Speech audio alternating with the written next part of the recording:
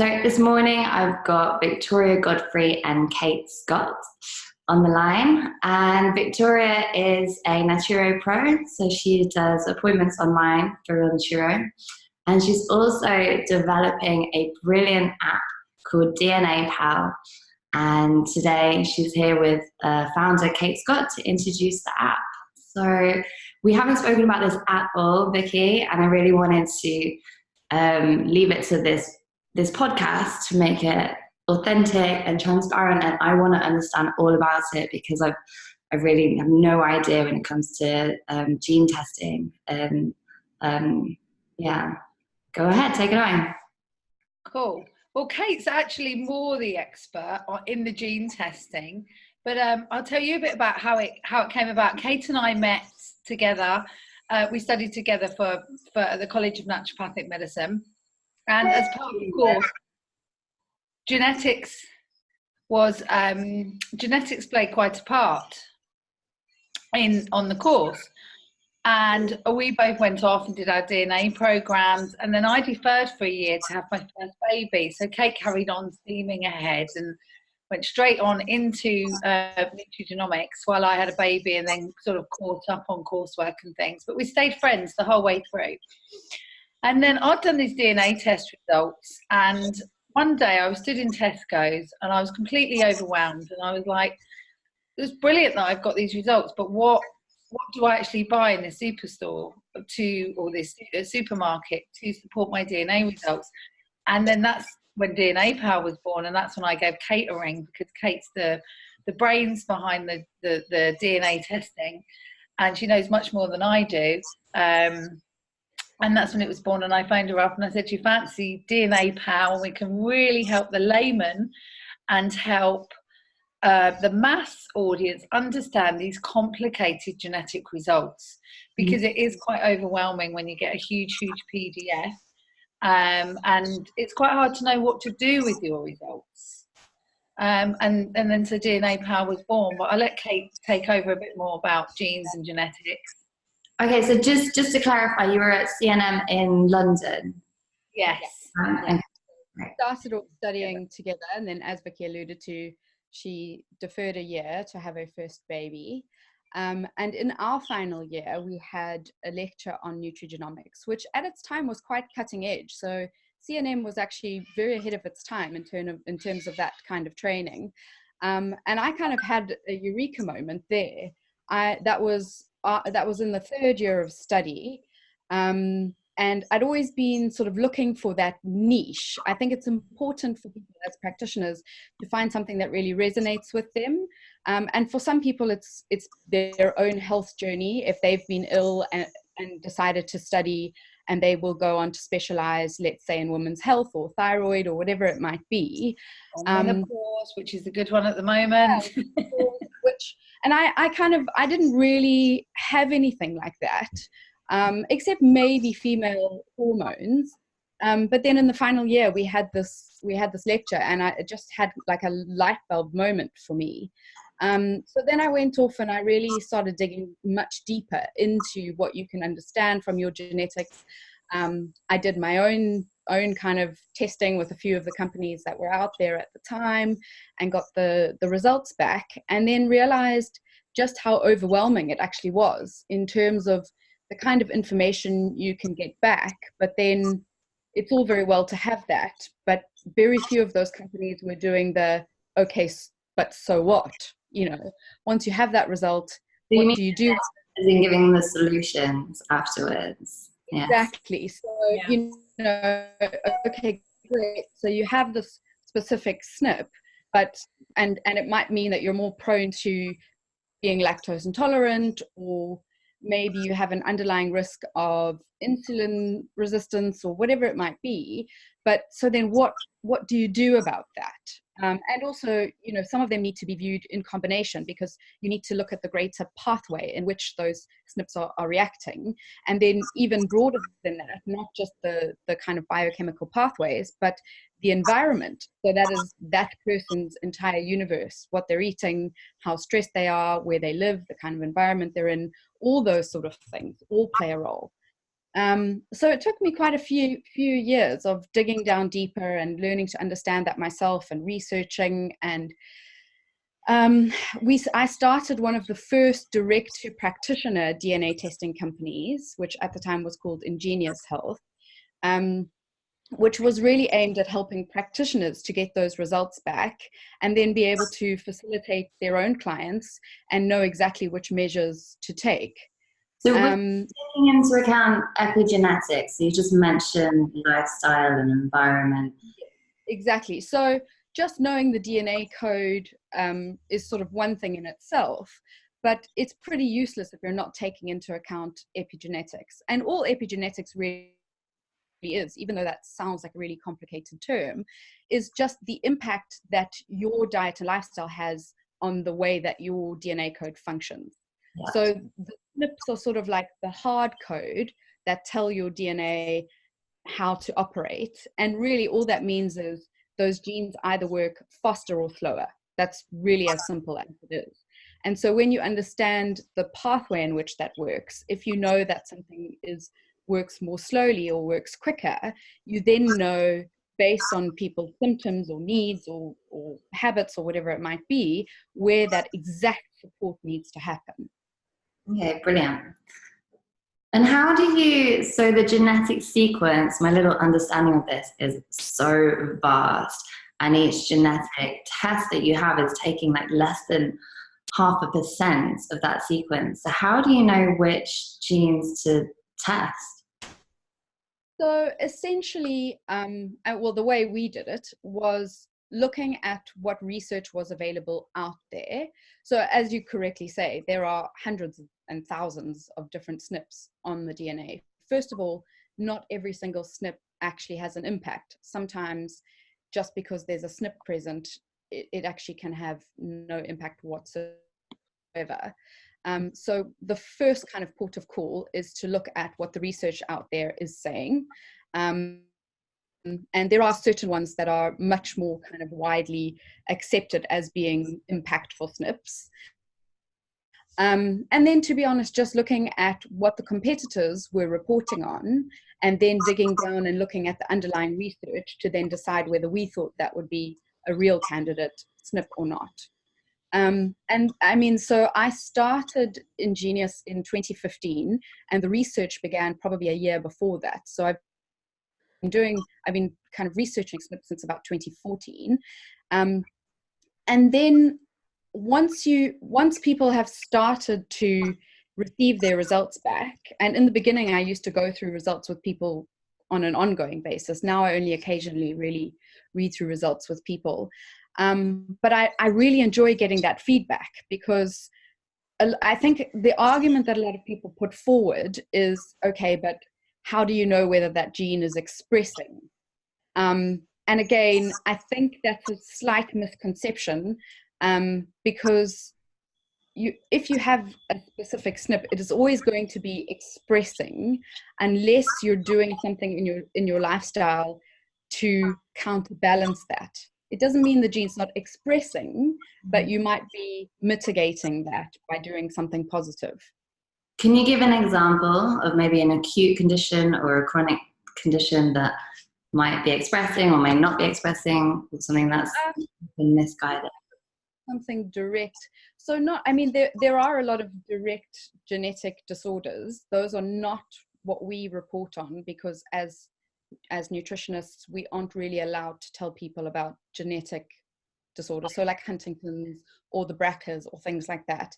So we focus more on genes that have an underlying, or that give you an underlying predisposition to things that are actually actionable through making diet and lifestyle changes. Because I think if it's just a straightforward, well, you have this gene and then you're going to have this condition, there's nothing you can do about it nutritionally. First of all, there's a bit of a duty of care there. If we're not able to offer people genetic counseling, we really don't tend to go there. But something like the ApoE gene, which is known to be one of the highest risk factors for Alzheimer's, again, the gene has that risk impact, but it's very much what somebody is doing in their lifestyle that makes them ultimately succumb to that disease or not. Yeah. And that boils down to looking at what pathway is being affected, and then giving people the tools to do things that counterbalance that. Okay, So, beautiful. So, and that's what the app is doing effectively. So exactly. So we try not to focus too heavily on kind of telling them the heavy risk factor. We rather spin it around, tell them the pathway that's being affected, and then give them kind of daily tools or information that they need to make those changes. So with ApoE, as the example, it's very much to do with the way that your body clears out LDL, which is the bad form of cholesterol. So then obviously you're wanting to focus on healthy fats, exercise, bringing down triglycerides and things like that. Vicky, can you give me an example? I know you said that you benefited personally from this. Completely. So I had a liver deletion gene, which Kate can probably name. And one. It was. And I felt overwhelmed, and I'd finished my study. So I went to another a practitioner that was specialising at the time in nutrigenomics. And all the advice, she gave me 5 pieces of advice, and there's only one piece of advice that I could actually remember that stayed with me, was because of the liver deletion gene, I need to eat 8 to 10 antioxidants, fruit and veg per day. And now when you think of the NHS guidelines, which is just 5 per day, to the normal person, that can sound like a lot. And I did that for a year. For 1 year, I made sure that I ate 8 to 10, not even just fruit and veg, cruciferous veg. So my morning smoothie would have all spinach and kale and everything. And then at lunch, it'd be an action-packed, liver-focusing salad with lots of rocket and spinach, and raw Brussels sprouts became my favourite. Chopped because they're so crunchy. Anything worse, raw Brussels sprouts. Yeah, they're really nice. And what else did I eat? Oh, the stalk of the broccoli, which I never used to eat before. I'd make sure that I'd eat all of it, nothing would go to waste.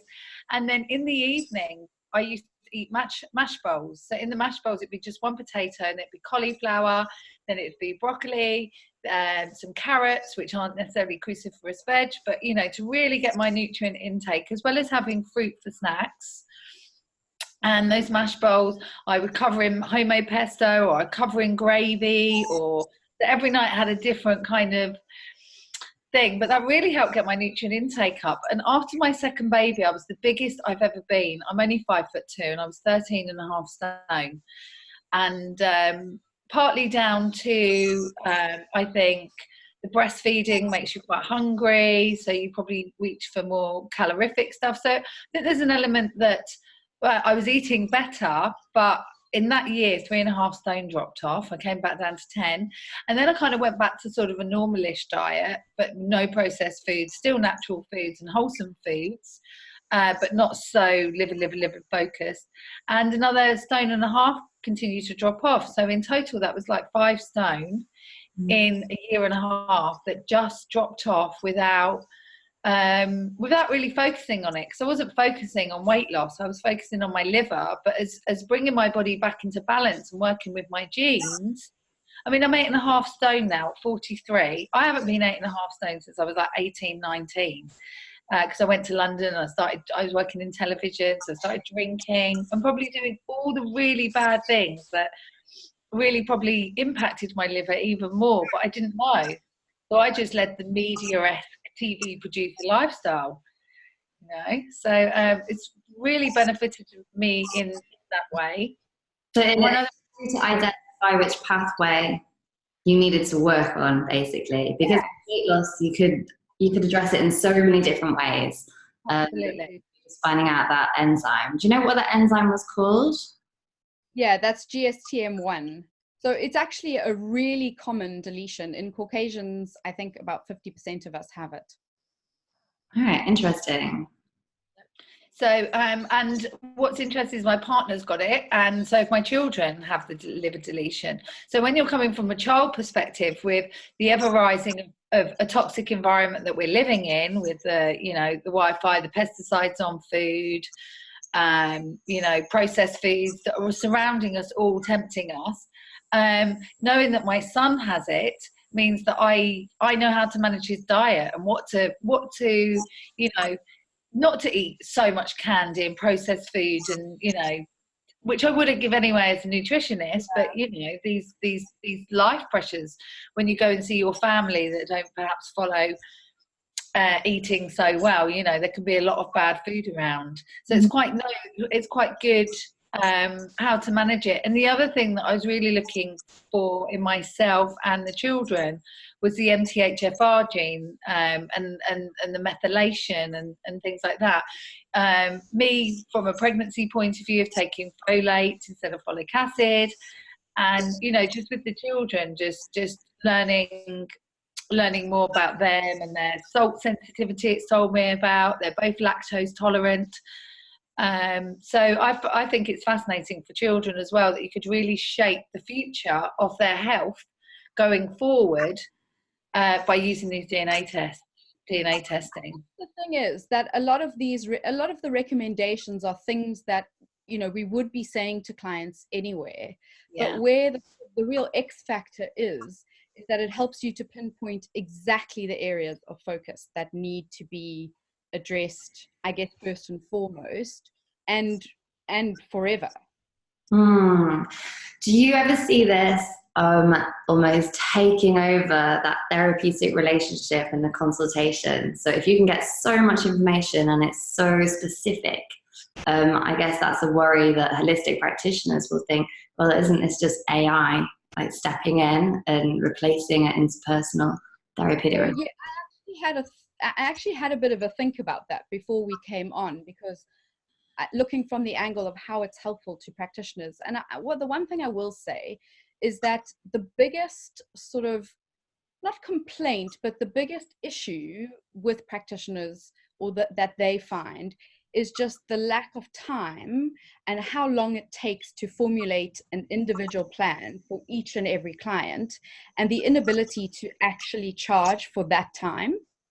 So in a way, I think it's really helpful in terms of delivering quite complicated information, rather, not inflammation, to clients without taking the practitioner's time, and then to be able to provide the ongoing support needed without that person always having to email or call the practitioner, which is time that they really usually don't and can't charge for. I agree. Yeah, that's great. I think it's a useful part of the toolkit rather than taking over their role, because, you know, as personalized as we can ever make this app, it will never really replace that connection and the true personalization that comes with speaking to somebody who understands the emotions that go behind not feeling well, or struggling to lose weight, or, you know, having no energy, or being really stressed. I think there still is that personal touch that needs to be dealt with by a practitioner. Absolutely. So it's additional to have within a consultation. Yeah. And is this something, how would a practitioner use this? If I was seeing a client later on today, would they go onto the app? Would they download it before they came to see me, or would I put the information in for them? How would that work? So it sort of depends whether the client has already done a DNA test. So the app supports 23andMe data and Ancestry.com data. If they haven't done a DNA test, then we offer our own tests. The results can take a few weeks, so it deserves thinking about in terms of planning consultations. The test can be sent directly to a client's house, so that can be done in advance. And then all they need to do is receive the raw data file, which they can upload directly to the app. Okay, and it's as simple as spitting into a tube, is that right? So it's not spit, it's a buccal swab. Okay, swab. So, which is easy. It takes less than 2 minutes to do at home. Then that goes off to our lab. The analysis is done. The results are then sent to us. And what we can do is provide you with a sort of a PDF version that you can refer to if if you're wanting to discuss results. And then your client can upload their data into the app to then get ongoing information and advice and support. Super. And how safe is their DNA once it's gone off to the lab? Where does it go afterwards? So we take that quite seriously. So the samples go off to the lab. They are only identified with a unique barcode number. The lab never knows the name of the underlying client, only we do. That sample is then destroyed once it's been genotyped and sequenced. The information will then come to us, which we will only share with the client themselves and with you with the client's permission. And then none of that data is stored or sold or anything. Okay, great. I think that's a big concern at the moment with 23andMe and with all of these different companies. Yeah, it's a huge concern. And that is one of the things that Kate and I feel very, very strongly about, being ethical as practitioners and ethical about our business and building this going forward. And one of the reasons why I wouldn't do 23andMe myself, I just didn't feel like it was an ethical company, and I just didn't want them having my DNA data. So I felt very strongly about that, and I've only used providers that I felt more secure about where my DNA data was going to end up. So it's a very valid point and something that's triggered us to be really ethical about how we run the business and what we do with the DNA. Good. So I would love to continue this conversation and share case studies, if possible, on our Real Talk forum. I'll put the link in here onto this Naturo Talk podcast. But if either of you would like to host that, we'd be really grateful. I think it'd be really helpful for practitioners just to have some more case studies where you're really specific with different genes and conditions. Yeah, sure. Brilliant. Is there anything else that you'd like to add before we go? I think from an app perspective, some of the other things that are coming up that we haven't raised, hence we're Crowdcube funding at the moment to raise the money to get more of the app completed, is some of the challenges and accountability that we're going to add into the app. And again, that's not necessarily to take over the practitioner's role, but if somebody doesn't have the budget to pay for accountability and a whole package deal, which, we want everyone to gain whatever their price bracket, So some of the challenges that we are going to add in might be a caffeine challenge. So say when we take your personalization, we ask quite a few questions to be able to personalize their report. We take into account some of the things that perhaps we would have taken account into from a consultation. And I think the caffeine one is quite a good example. If they tell you that they've been drinking 5 cups of coffee and then they come up with the caffeine sensitive gene and they're not feeling so great, that we would then guide them, say, to a caffeine challenge, which would at the first time, reduce their caffeine intake perhaps from 5 to 3, see how they're feeling, and then perhaps guide them to take the 10-day challenge to reduce their caffeine from 3 to 0, and then really try and find out how they're feeling at the end of it, to really improve their health, because we know that this works on a one-to-one basis in clinic. So I think from a research purpose of seeing that actually reducing caffeine on a bigger, wider scale with people who are caffeine sensitive, I think that could be quite powerful in terms of helping and supporting people with these challenges, and the research data that we could gain from that in terms of helping people, I think. Do you have you got a space where the community can talk, where different people are using the app? No, we haven't created one of those yet. With at the moment, just finishing all the diet, sleep, fitness, hormones, fertility, all of those threads at the moment. just finishing those. The diet thread is the one that's more live at the moment, that we're just beta testing at the moment, and all the advice and the personalised advice. But even that, working out how it all fits in with the algorithms and their genes, or whether they're high impact, medium impact, low impact genes. Huge project. Yeah. So the first iteration of the app is only going to go live on the App Store in January.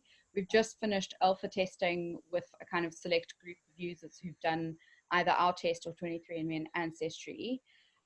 Once we have that feedback, we'll obviously do any tweaks that need to be done, and then we will go live. So I guess the reason for the crowd fund is because there's so much more scope that we want to add, but developing apps is very expensive. So yeah, we've kind of funded it as far as we can to date, and we feel that what we're going to launch with is valuable. We focused on diet. As nutritionists, we thought diet would be the best one to launch with. But there's so much more that we'd like to be able to add. So it's in the pipeline, and it will happen. It's always expanding and evolving as well. Vicky did start a Facebook group, so there would be a place for people to chat, I suppose, there, but we don't have a forum through the app or anything at this point. Okay, well, you are more than welcome to use Real Talk forums, which is encrypted, and you have a community section and also a practitioner area as well. So, okay, brilliant. I will send you ladies a link to Real Talk so you can head a topic and continue this conversation over there. But thank you so much for sharing all that information. It's really insightful, and I hope the practitioners get the best out of it. Thank you. Thank you for inviting us. Thanks.